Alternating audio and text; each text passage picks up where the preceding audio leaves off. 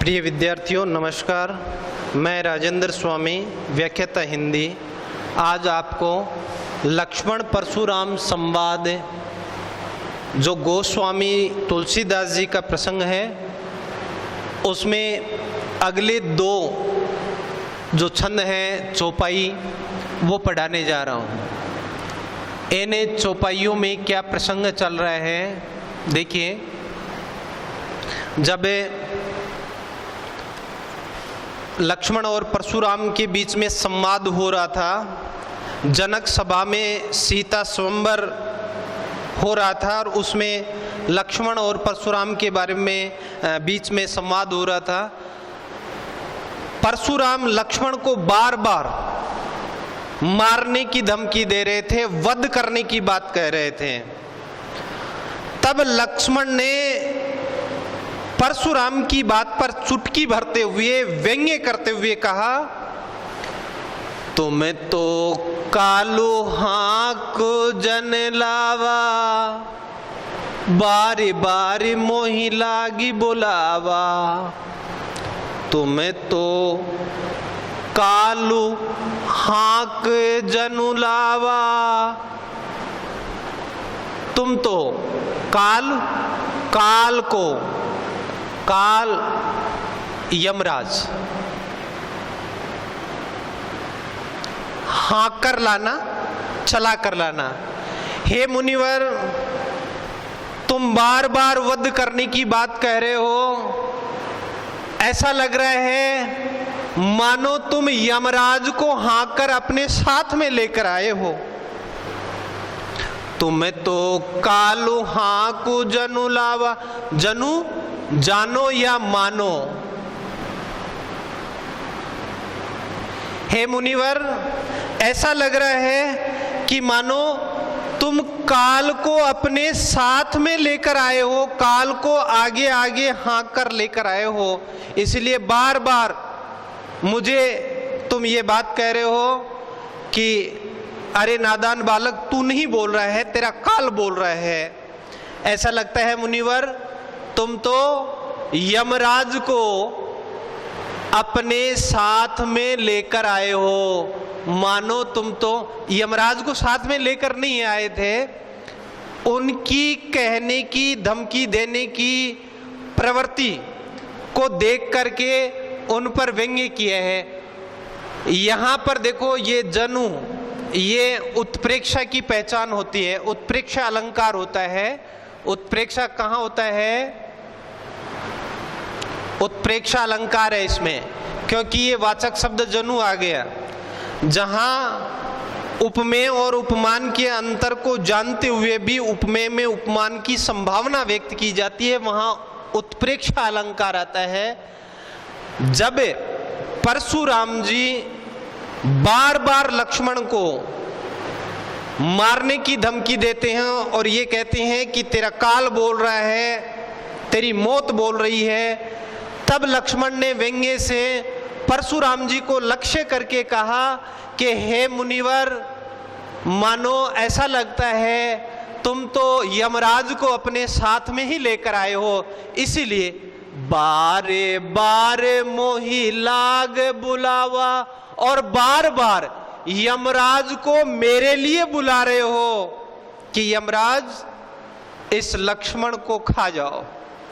बारे बारे मोही लाग बुलावा, बार बार यमराज को मेरे लगा रहे हो। अब ऐसी हंसी उड़ाई जब लक्ष्मण ने परशुराम की, तो परशुराम तो स्वभाव से क्रोधी थे और इस बात को सुनकर के उनका क्रोध 7वें आसमान पर जा पहुंचा। क्या कहने लगे? सुनत लखन के वचन कठोरा। लक्ष्मण के कड़वे वचन सुन करके, कठोरा, कड़वे, ये कड़वे या ये व्यंग्य वचन सुन करके प्रसु सुधारी धरहु करे घोरा। प्रसु सुधारी, सुधारी अच्छी तरह से, अच्छी तरह, धरेऊ धारण किया, धारण किया, कर हाथ में। परशु फरसा, घोरा भयंकर। यह बात सुन करके परशुराम जी ने अपने भयंकर फरसे को अच्छी तरह अपने हाथ में धारण कर लिया, अच्छी तरह पकड़ लिया। सुनत लखन के वचन कठोरा, प्रसु सुधारि धरहु करे घोरा। लक्ष्मण के ये कड़वे वचन, व्यंग्य वचन सुन करके परशुराम जी ने उस भयंकर फरसे को अपने हाथ में अच्छी तरह पकड़ लिया और लक्ष्मण की ओर मुखातिब होकर के, उन्मुख होकर के बोले, अब जनि देई दोष मोहि लोगु, कटुबादी बालक बद जोगु। अब जनि मत, देई देना, दोष, मोहि लोगु मुझे। उस जनक सभा में जो लोग उपस्थित थे उन लोगों की ओर देखकर कहा, अब जनि देहि दोष मोहि लोगु, हे लोगों अब मुझे दोष मत देना। कटुबादी बालक बदु जोगु, कटुबादी कड़वी बात कहने वाला ये बालक, कड़वी बात कहने वाला ये बालक बद जोगु, वध योग्य है, मारने योग्य है। ये जीने लायक नहीं है, ये मारने लायक है। अब जनि देहि दोष मोहि लोगु, कटुबादी बालक बद जोगु। हे लोगों अब मुझे दोष मत देना, ये कड़वी बात कहने वाला बालक वध योग्य है। किसने कहा? ये परशुराम जी ने उस जनक सभा में उपस्थित लोगों को देख करके कहा कि अब मुझे दोष मत देना, ये कड़वी बात कहने वाला, ये व्यंग्य वचन करने वाला बालक वध करने योग्य है। फिर आगे कहते हैं, बाल विलोक बहुत में बाँचा, अब यहू मर निहार भाषा। बाल विलोक, विलोक देखकर, बहुत में बाँचा, बाँचा बचाया। बालक देख करके, बालक समझ करके इसको मैंने बहुत बार छोड़ दिया है, बचा दिया है। अब यहू मर निहारे भाषा, लेकिन अब यह मर निहार भाषा, सच में मरने योग्य है, जीने लायक नहीं है। बाल विलोक बहुत में बाँचा, अब यहू मर निहार भाषा। मैंने बच्चा समझ करके इसको बहुत बार छोड़ दिया है, बहुत बार बचा दिया है। अब सच में यह मरने योग्य है, जीने लायक नहीं है। तो यहाँ देखिए लक्ष्मण और परशुराम का यहाँ लक्ष्मण की व्यंग्यपूर्ण बातों पर क्रुद्ध परशुराम का क्रोध 7वें आसमान पर पहुंच जाता है। यहाँ पर वीर रस की भी प्रधानता है, क्रुद्ध हो रहे हैं। अब इसके देखो कुछ अभ्यास प्रश्न है। तुम तो कालो हाँ को जनुलावा। यहाँ देखिए परशुराम जी अपने साथ में काल को नहीं लेकर आए थे, काल यमराज को साथ में नहीं लेकर आए थे, बल्कि लक्ष्मण ये संभावना व्यक्त कर रहे हैं। परशुराम जी बार बार उसको कह रहे हैं, तो लक्ष्मण ये संभावना व्यक्त कर रहा है कि मानो तुम काल को साथ में लेकर आए हो। कहां पर आता है ये उत्प्रेक्षा अलंकार? इसमें उत्प्रेक्षा अलंकार कहां आता है?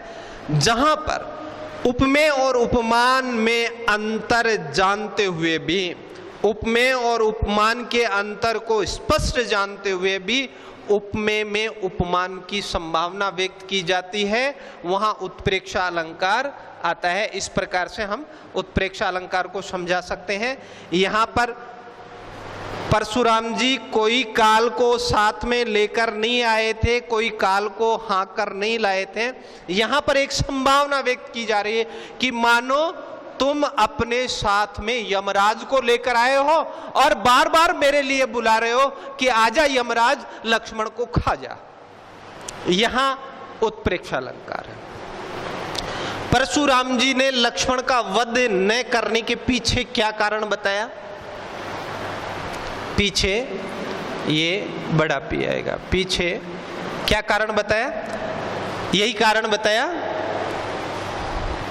परशुराम जी ने लक्ष्मण का वध न करने के पीछे क्या कारण बताया? बाल विलोक बहुत में बाँचा, बालक समझ करके इसका वध नहीं कर रहा हूं, अन्यथा इसका वध कब का ही कर देता मैं। परशुराम जी ने लक्ष्मण का वध न करने के पीछे ये कारण बताया कि ये बच्चा है, इसीलिए मैं इसे बार बार छोड़ रहा हूं, अन्यथा इसको कभी ही मौत के घाट उतार देता मैं। अब इसके देखो इसकी व्याख्या हम करें, ये दो जो चौपाइयां आई हैं इसकी व्याख्या करें तो व्याख्या में पहले तो ये अवतरण ऐसा का ऐसा ये अवतरण लिखेंगे, अवतरण के बाद में हम संदर्भ लिखेंगे। संदर्भ में क्या आएगा? संदर्भ में हम लिखेंगे कि ये चौपाइयां कहां से ली गई हैं, किसके द्वारा लिखी गई हैं। तो हम इसको एक व्यवस्थित तरीके से लिखने के लिए लिखेंगे प्रस्तुत चौपाइयां या प्रस्तुत पद्यांश महाकवि तुलसीदास जी द्वारा रचित रामचरितमानस के बाल कांड के लक्ष्मण परशुराम संवाद प्रसंग से ली गई हैं। ये हो जाएगा इसका संदर्भ, दूसरी स्टेप। और तीसरा फिर इसका लिखेंगे प्रसंग। प्रसंग का मतलब है कि क्या वार्तालाप चल रही थी, क्या वार्तालाप चल रही थी। लक्ष्मण को बार बार मारने की धमकी देते हैं, लक्ष्मण का वध करने की बात परशुराम जी कहते हैं, तो लक्ष्मण प्रति उत्तर स्वरूप कहने लगे। ये हम प्रसंग कर देंगे। जब परशुराम लक्ष्मण को बार बार वध करने की बात कहते हैं तो परशुराम लक्ष्मण का बार बार वध करने की बात कहते हैं तो लक्ष्मण ने उत्तर देते हुए कहा कि ये प्रसंग हो जाएगा। फिर व्याख्या में जो बात आई है उसको एकदम से सरल शब्दों में समझा कर लिखना है। इतनी सरलता हो व्याख्या में कि एक साक्षर व्यक्ति भी आपकी बातों को समझ सके। फिर व्याख्या के बाद में आता है विशेष। विशेष में देखो एक तो इसकी रचना शैली की विशेषता और एक इसमें जो विषय वस्तु उसकी विशेषता। तो रचना में एक तो अवधि भाषा है, चौपाई छंद है, उचित लय ताल यति गति के साथ में इसको सहस्वर वाचन किया जा सकता है। ये इसमें वीर रस की प्रधानता है। ये बातें हम लिख सकते हैं। अगले वीडियो में हम अगले छंदों के बारे में पढ़ेंगे। जय हिंद, जय भारत।